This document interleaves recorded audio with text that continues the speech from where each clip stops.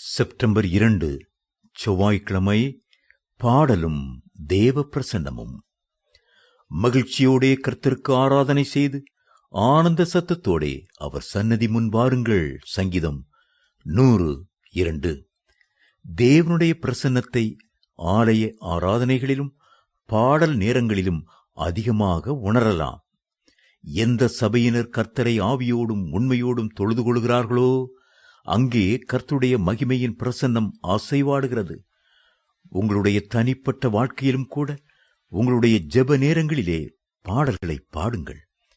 வலைத்தளங்களில் உள்ள ஆவிக்குரிய பாடல்களை கைபேசி மூலமாக கேட்டுக்கொண்டே அந்த பாடல்களோடு இணைந்து மென்மையாக பாட முற்படும் போது கர்த்தருடைய சமூகத்தை உணர முடியும். அந்த பாடல்களை தொடர்ந்து கேட்கும்போது ஆவியிலே அக்கினி அனல் கொள்ளுவதை உணர முடியும்.